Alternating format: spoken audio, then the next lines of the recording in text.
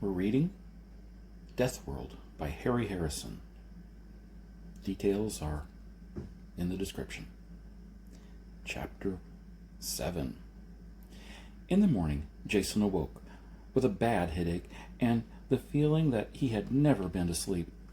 It took some of the carefully portioned stimulants that Bruco gave him before he was able to wonder again about the combination of factors that filled his sleep with such horror. "Eat quickly," Bruco told him when next they met in the dining room. "I can no longer spare time for your individual instruction. You will join the regular classes and take the prescribed courses. Only come to me if there is some special problem that instruction or trainer cannot handle."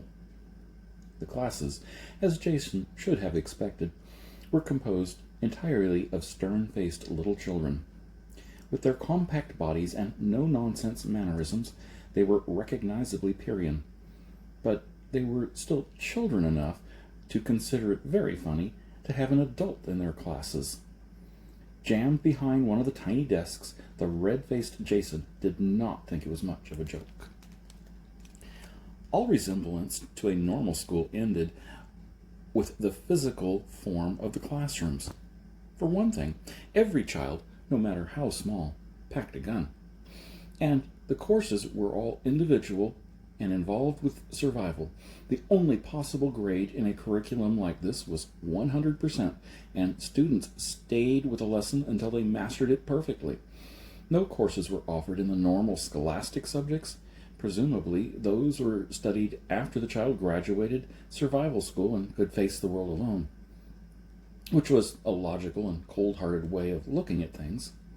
In fact, logical and cold-hearted described any Pyrrhian activity.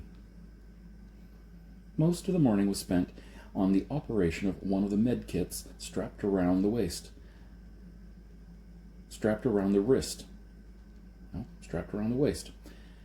This was a poison analyzer that was pressed over a puncture wound. If any toxins were present, the antidote was automatically injected on the site.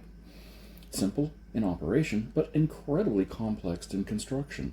Since all Pyrrhians serviced their own equipment, you could only then blame yourself if it failed, they had to learn the construction and repair of all the devices. Jason did much better than the child students, though the effort exhausted him. In the afternoon, he had his first experience with a training machine. His instructor was a 12-year-old boy whose cold voice could not conceal the contempt for this soft outworlder. "All the training machines are physical duplicates of the real surface of the planet, correctly constructed as the life forms change. The only difference between them is the varying degree of deadliness. The first machine you will use is, of course, the one for infants." "You are too kind," Jason murmured. "Your flattery overwhelms me." The instructor continued, taking no notice of the interruption. "Infants are put into this as soon as they can crawl. It is real in substance, though completely deactivated." Training machine was the wrong word, Jason realized as they entered through the thick door. This was a chunk of the outside world, duplicated in an immense chamber. It took very little suspension of reality for him to forget that the painted ceiling and the artificial sun high above, and he imagined himself outdoors at last. The scene seemed peaceful enough, though clouds banked on the horizon and threatened a violent Pyrrhian storm. "You must wander around and examine things," the instructor told Jason. "Whatever you touch something with your hand, you'll be told what it is, like this." The boy bent over and pushed a finger against a blade of the soft grass that covered the ground. Immediately, a voice barked from a hidden speaker. "Poison grass. Boots to be worn at all times." Jason kneeled and examined the grass. The blade was tipped with a hard, shiny hook. He realized with a start that every single blade of grass was the same. The soft green lawn was a carpet of death. He straightened up. He glimpsed something under a broadleaf plant, a crouching, scale-covered animal whose tapered head terminated in a long spike. "What's that in the bottom of my garden?" he asked. "You certainly give the babies pleasant playmates." Joshua turned and realized he was talking to the air. The instructor had gone. He shrugged and petted the scaly monster. "Horn devil," the impersonal voice said from midair. "Clothing and shoes, no protection. Kill it." He heard a sharp crack in the silence as Jason's gun went off. The horn devil fell on its side, keyed to react to the blank charge. "Well, I am learning," Jason said, and the thought pleased him. The words "kill it" had been used by Bruco while teaching him to use the gun. Their stimulus had reached an unconscious level. He was aware of wanting to shoot only after he had heard the shot. His respect for Pyrean training techniques went up. Jason spent a thoroughly unpleasant afternoon wandering in his child's garden of horror. Death was everywhere, while all the time the disemboweled voice gave him the stern advice in simple language, so he could do unto rather than being done in. He never realized that violent death could come in so many repulsive forms. Everything here was deadly to man, from the smallest insect to the largest plant. Such singleness of purpose seemed completely unnatural. Why was this planet so alien to human life? He made a mental note to ask Bruco. Meanwhile, he tried to find one life form that was not out for his blood. He didn't succeed. After a long search, he found the only thing that, when he touched it, did not elicit deadly advice. This was a chunk of rock that projected from the meadow of poison grass. Jason sat on it with a friendly feeling and pulled his feet up. An oasis of peace. Some minutes passed while he rested his gravity-weary body. "Rot fungus, do not touch!" The voice blasted at twice the normal volume, and Jason leaped as if he had been shot. The gun was in his hand, nosing about for a target. Only when he bent over and looked closely at the rock where he had been sitting did he understand. There were flaky gray patches that hadn't been there when he sat down. "Oh, you tricky devils," he shouted at the machine. "How many kids have you frightened off that rock after they thought they'd found a little piece?" He resented the snide bit of conditioning, but respected it at the same time. Purians learned very early in life that there was no safety on this planet except that which they provided themselves. While he was learning about Pirius, he was also gaining new insight into the Purians as well. Chapter 8. Days turned into weeks. In the school, cut off from the outside world, Jason almost became proud of his ability to deal death. He recognized all the animals and plants in the nursery room and had been promoted to the trainer where the beasts made sluggish charges at him. His gun picked them off with dull regularity. The constant daily classes were beginning to bore him as well. Though the gravity still dragged at him, his muscles were making great efforts to adjust. After the daily classes, he no longer collapsed immediately into bed. Only the nightmares got worse. He had finally mentioned them to Bruco, who mixed up a sleeping potion that took away most of their effect. The dreams were still there, but Jason was only vaguely aware of them upon awakening. By the time Jason had mastered all the gadgetry that kept the Purians alive, he had graduated to a most realistic trainer. It was only a hair's breadth away from the real thing. The difference was just in quality. The insect poisons would cause swelling and pain instead of instant death. Animals could cause bruises and tear flesh, but stopped shy of ripping off your limbs. You couldn't actually get killed in this trainer, but you could certainly come close to it. Jason wandered through this large and rambling jungle with the rest of the 5-year-olds.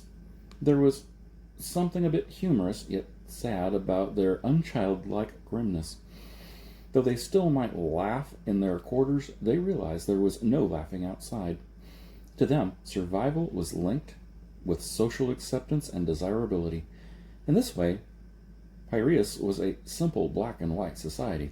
To prove your value to your world and yourself, you only had to stay alive. This had great importance in racial survival, but it had a stultifying effect on the individual personality. Children were trained into like-faced killers, always on the alert to deal out death. Some of the children graduated into the outside world and took their places. Jason watched this process for a while before realizing that all of those from the original group that he had entered with were gone. The same day, he looked up the chief of the adoption center. "Bruco," Jason asked, "how long do you plan to keep me in this kindergarten shooting gallery?" "You're not being kept here," Bruco told him in his usual unirritated tone. "You'll be here until you qualify for outside." Which I have a funny feeling will never be. I can now field strip and reassemble every one of your blasted gadgets in the dark. I'm a dead shot with this cannon. At the present moment, if I had to, I could write a book on the complete flora and fauna of Piraeus and how to kill it. Perhaps I don't do as well as my 6-year-old companions, but I have a hunch that I do about as good a job now as I ever will. Is that true? Bruco squirmed at the effort to be evasive, yet didn't succeed. "I think, that is, you weren't born here." Come, Jason said with glee. "A straight-faced old Pyrrhian like you shouldn't try to lie to one of the weaker races. We specialize in that sort of thing. It goes without saying that I'll always be sluggish with this gravity, as well as having other inborn handicaps. I'll admit that. We're not talking about that now. The question is, will I improve with more training, or have I reached my peak of my own development?" Bruco sweated. "With the passage of time, there will be improvement, of course." No, sly devil," Jason waggled a finger at him. "Yes or no? Will I improve now by more training now?" "No," Bruco said, and still looked troubled.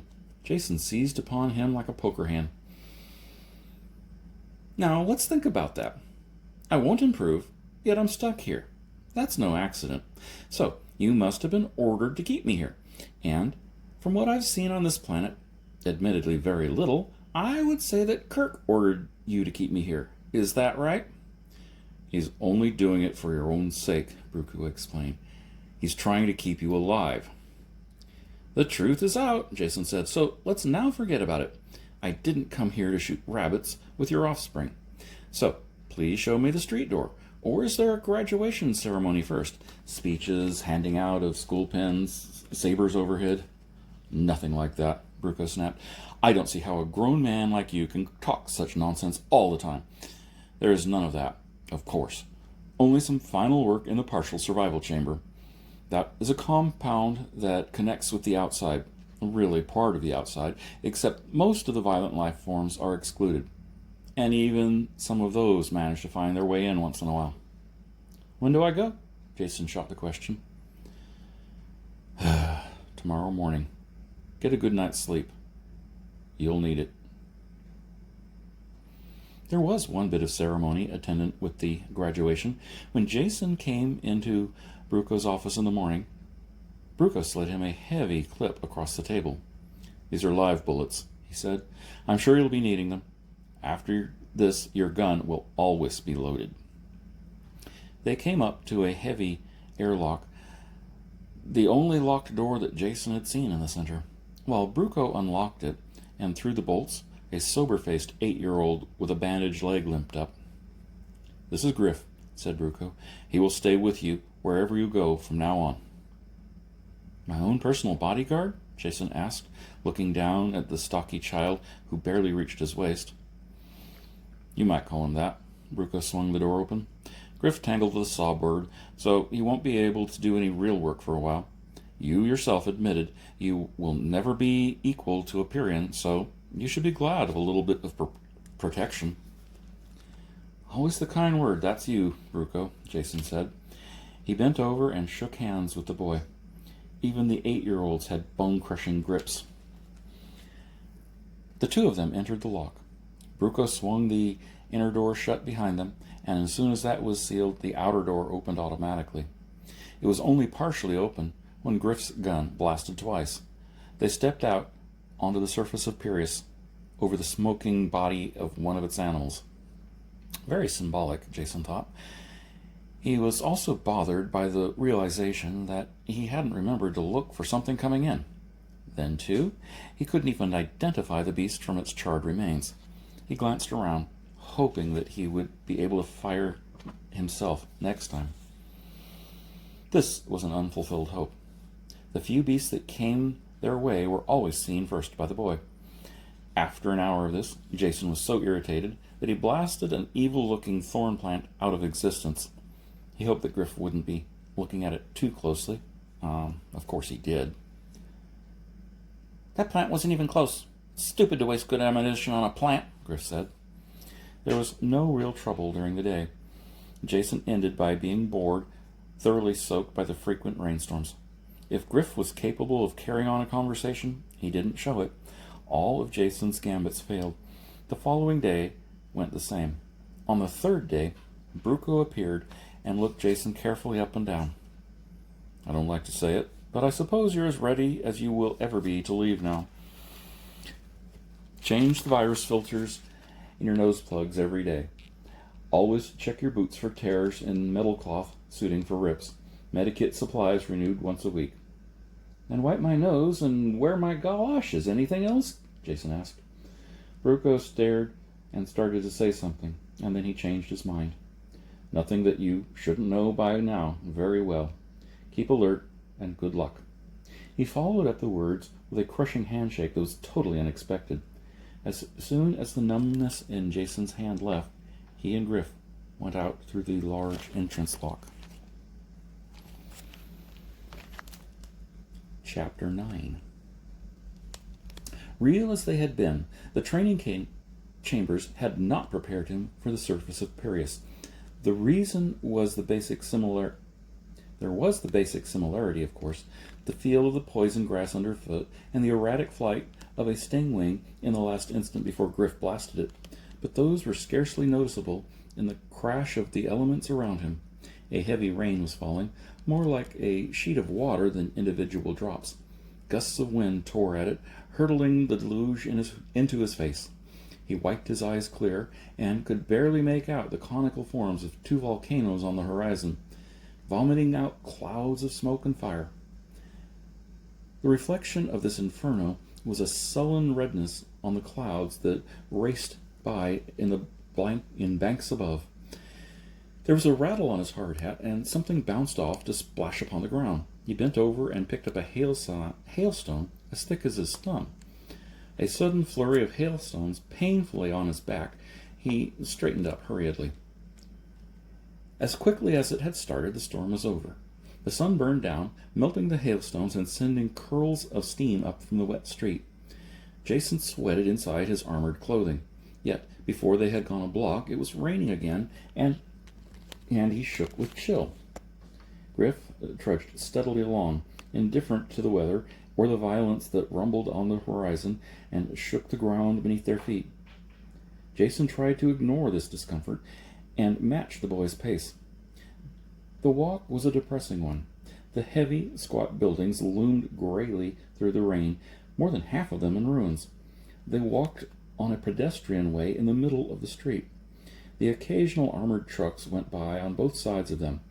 The mid-street sidewalk puzzled Jason until Griff blasted something that hurtled out of a ruined building towards them. The central location gave them some chance to see what was coming. Suddenly, Jason was very tired. "Griff, this city of yours is certainly down at the heels. I hope the other ones are in better shape." "I don't know what you mean about heels, but there are no other cities. Some mining camps that can't be located inside the perimeter, but no other cities." This surprised Jason. He had always visualized the planet with more than one city. There were lots of things he didn't know about Paris, but he suddenly realized all of his efforts since landing had been taken up with survival studies. There were a number of questions he wanted to ask, but ask them of someone other than this grouchy 8-year-old bodyguard. There was one person who would be best equipped to tell him what he wanted to know. "Do you know Kirk?" he asked the boy. "Apparently he's your ambassador to a lot of places, but his last name—" "Sure, everybody knows Kirk, but he's busy. You shouldn't see him."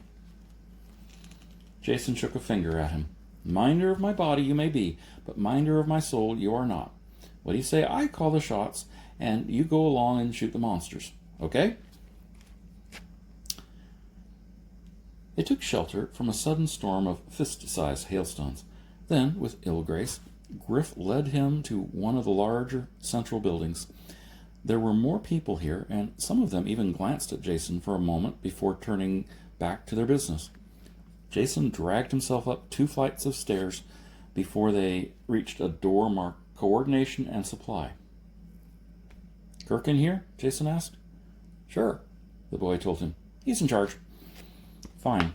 Now, go get yourself a cold drink or your lunch or something and meet me back here in a couple of hours. I imagine Kirk can do as good a job of looking after me as you can." The boy stood doubtfully for a few seconds, then turned away. Jason wiped off some of the more sweat and pushed through the door.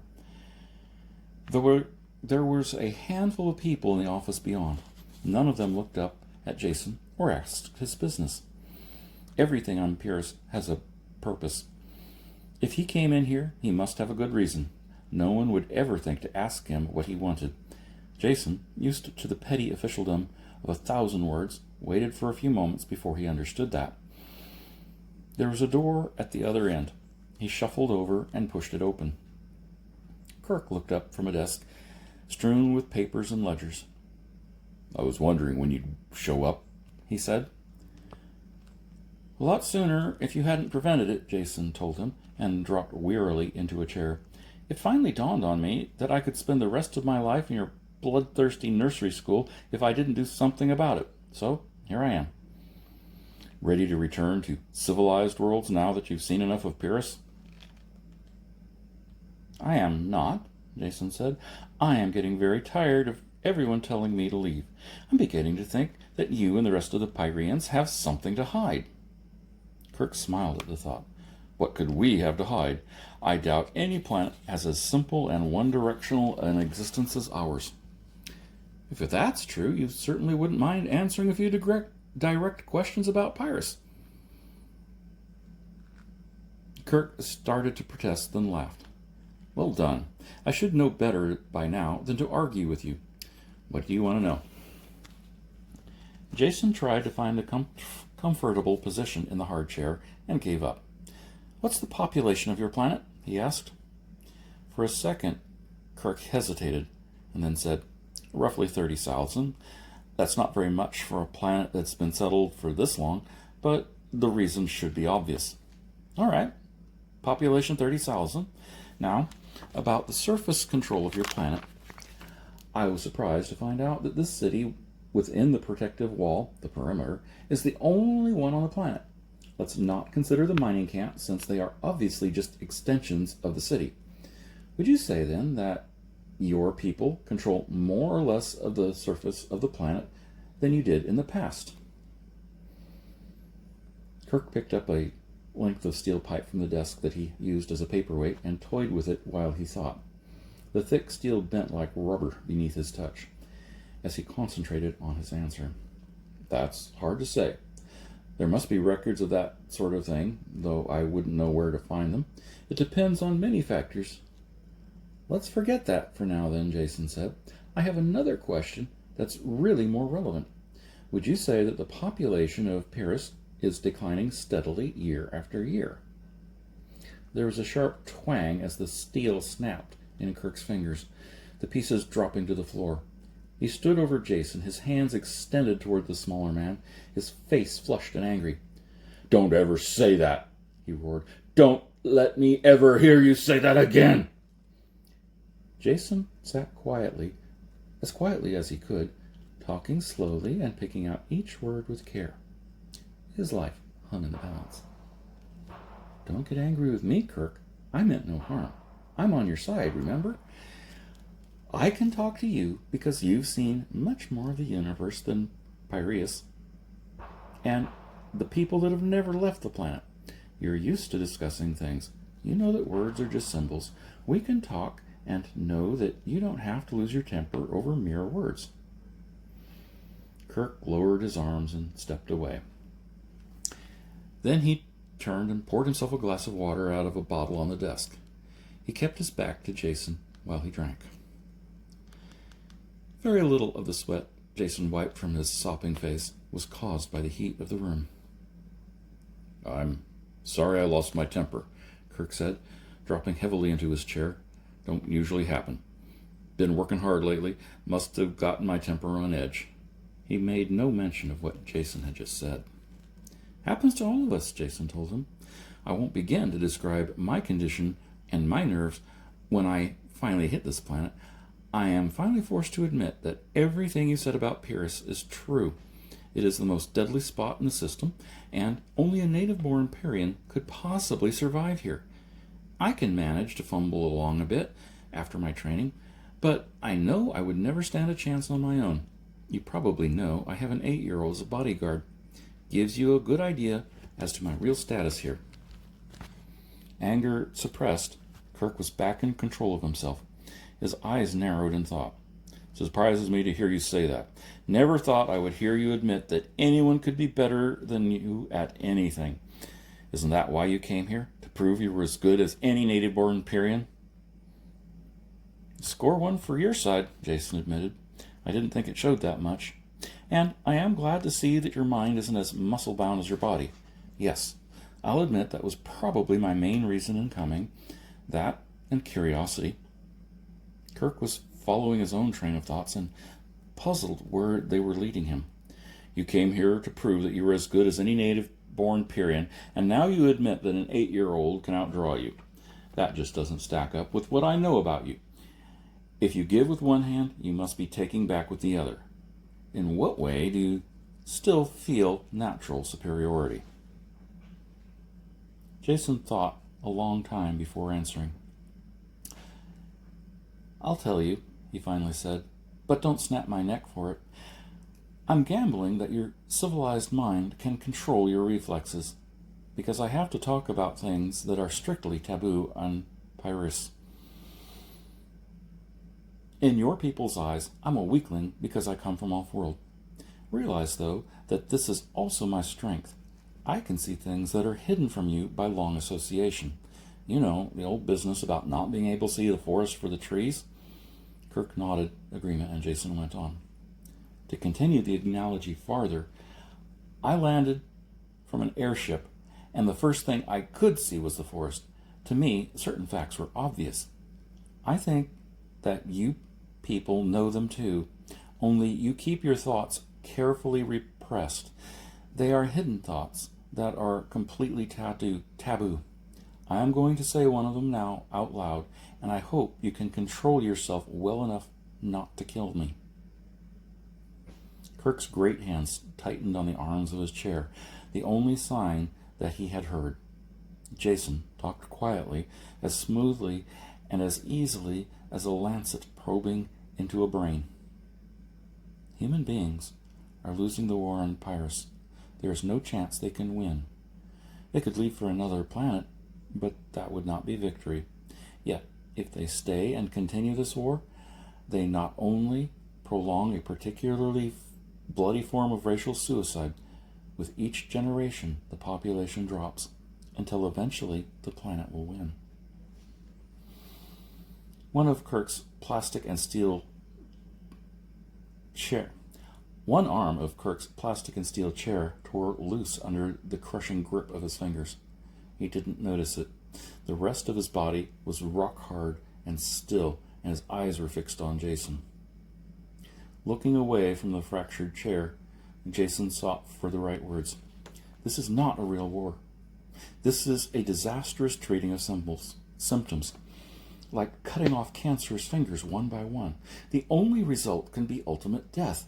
None of you seem to realize that. All you see is the trees. Has it never occurred to you that you could treat the causes of this war and end it forever? Kirk dropped the arm of the chair, clattering on the floor. He sat up.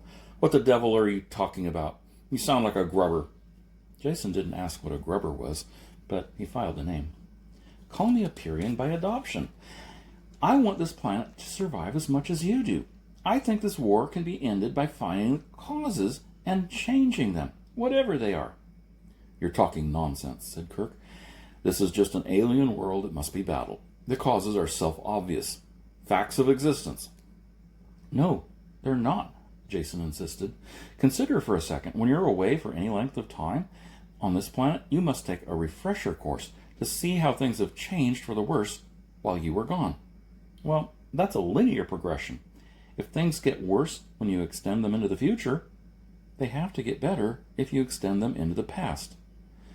It's also a good theory, though I don't know if the facts will bear me out, to say that if you extend it far enough into the past, you will reach a time when mankind and Pyrrhus were in fact not at war with each other. Kirk was beyond speech now, capable only of sitting and listening, while Jason drove home the blows of inescapable logic. There is evidence to support this theory. Even you will admit it. Incorrect. There is evidence to support this theory. Even you will admit it. I am no match for Pyrrhian life. I am surely well versed in it, and all Pyrrhian life and fauna that I have seen has one thing in common. They're not functional. None of them, in this immense armory of weapons, none of them use it against each other. Their toxins don't seem to operate against Pyrrhian life. They're good only for dispensing death to Homo sapiens, and that's a physical impossibility. In the 300 years that men have been on this planet, the life forms couldn't be naturally adapted in this manner. But they've done it, Kirk bellowed. You're so right, Jason said calmly. And if they have done it, there must be some agency at work. Operating how? I don't know. But something has caused the life on Pyrrhus to declare war, and I'd like to find out what that something is. Was it the dominant What was the dominant life form when your ancestors landed? I'm sure I wouldn't know, Kirk said. You're not suggesting, are you, that there are sentient beings on Pyrrhus that other than the human descent? Creatures who are organizing this planet to battle us? I'm not suggesting it. You are. That means you are getting the idea. I have no idea what caused this change, but I would sure like to find out. Then see if it can be changed back. Nothing promised, of course, but you'll agree, though, that it is worth an investigation. Fist smacking into the palm, heavy footsteps shaking the building, Kirk paced back and forth the length of the room. He was at war with himself. New ideas fought old beliefs. It was so sudden and so hard not to believe. Without asking permission, Jason helped himself to some of the chilled water from the bottle and sank back into the chair, exhausted. Something whizzed through the open window, tearing a hole through the protective screen. Kirk blasted it without changing stride, without even knowing he'd done it. The decision didn't take long. Geared to swift activity, the big Pyrrhian found it impossible not to decide quickly. The pacing stopped, and a finger stabbed at Jason. I don't say that you've convinced me, but I find it impossible to find a ready answer to your arguments. So, until I do, we will have to operate as if they are true. Now, what do you plan to do? What can you do? Jason ticked off points on his finger. 1. I need a place to live and work that is well protected, so instead of spending my energies just remaining alive, I can devote some of this study to the project. 2. I want someone to help me and act as a bodyguard at the same time. And someone, please, with a little more scope of interest than my present watchdog. I would suggest Maida for the job. Maida? Kirk was surprised. She's a space pilot and a defense screen operator. What good could she possibly be on a project like this? The most good possible. She has had experience on other worlds and can shift her point of view, at least a bit. And she must know as much about this planet as any other educated adult, and I can get questions answered anytime I ask. Jason smiled. In addition to which, she is an attractive girl whose company I enjoy. Kirk grunted. I was wondering when you'd get around to mentioning that reason. The others make sense, though, so I'm not going to argue. I'll round up a replacement for her and have Maida sent here. There are plenty of sealed buildings you can use. After talking to one of the assistants from the outer office, Kirk made some calls on a screen. The correct orders were quickly issued. Jason watched with interest. Pardon me for asking, he finally said, but are you the dictator of this planet? You just snap your fingers and they all jump. I suppose it looks that way, Kirk admitted. but that's just an illusion. No one is in complete charge on Pyrrhus, neither is there anything resembling a democratic system. After all, our total population is the size of an army division. Everyone does the job they are best qualified for. Various activities are separated into departments, with the most qualified person in charge. I run coordination and supply, which is about the loosest category. We fill in the gaps between departments, and we handle procuring things from off-planet. Maida came in and talked to Kirk. She completely ignored Jason's presence. "I was relieved and sent here," she said. "What is it, changing the flight schedule?"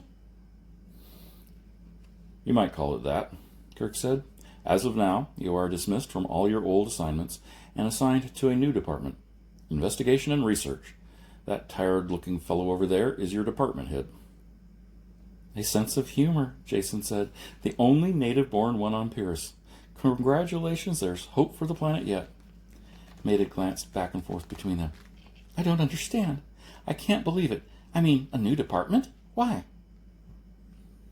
"I'm sorry," Kirk said. "I didn't mean to be cruel.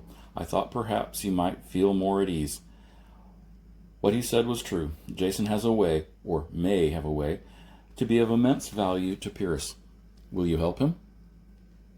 Maida had her composure back, and a little anger. "Do I have to? Is that an order? You know I have work to do. I'm sure you realize it's more important than anything this person from off-planet might imagine. He can't really understand." "Yes, that's an order." The snap was back in Kirk's voice. Maida flushed at the tone. "Perhaps I can explain," Jason broke in. "After all, the whole thing was my idea. But first, I would like your cooperation. Will you take the clip out of your gun and give it to Kirk?" Maida looked frightened, but Kirk nodded in solemn agreement. "Just for a few minutes, Maida. I have my gun. You will be safe here. I think I know what Jason has in mind, and from personal experience, I'm afraid he's right." Reluctantly, Maida passed over the clip and cleared the charge in the gun's chamber. Only then did Jason explain. "I have a theory about life on Pyrrhus, and I'm afraid I'll have to shatter some illusions when I explain. To begin with, the fact must be admitted that your people are slowly losing the war here and will eventually be destroyed." Before he had finished the sentence, Maida's gun was directed between his eyes, and she was wildly snapping the trigger. There was only hatred and revulsion in her expression. Kirk took her by the shoulders and sat her in his chair before anything worse happened. It took a while before she calmed down enough to listen to Jason's words. It was not easy to have the carefully built-up falsehoods of a lifetime shattered. Only the fact that she had seen something of the other worlds enabled her to listen at all. The light of unreasoning was still in her eyes when he had finished, telling her the things that he had told Kirk and had discussed carefully. She sat tensely, pushing forward against Kirk's hands, as if they were the only things that stopped her from leaping at Jason. Maybe that is too much to assimilate at one setting," Jason said. "So let's put it in simpler terms. I believe we can find a reason for this unrelenting hatred of humans. Perhaps we don't smell right. Maybe I'll find the essence of crushed Pyrrhian bugs that will render us immune when we rub them on. I don't know yet, but whatever the results, we must make the investigation. Kirk agrees with me on that." Maida looked at Kirk, and he nodded agreement. Her shoulders slumped in sudden defeat. She whispered the words, "I can't say I agree or even understand all that you said, but I'll help you if Kirk thinks that this is the right thing." "I do," he said. "Now, do you want the clip back for your gun? No planning on taking any more shots at Jason?" "That was foolish of me," she said coldly, as she reloaded the gun. "I don't need a gun. If I had to kill him, I could do it with my bare hands." "I love you too," Jason smiled at her. "Are you ready to go now?" "Of course." She brushed a fluffy curl into place. "First, we'll need to find a place where you can stay. I'll take care of that. After that, we'll work on the new department, and that's up to you." Chapter 10 is next, and I'm stopping here. Links to former and following chapters can be found in the description,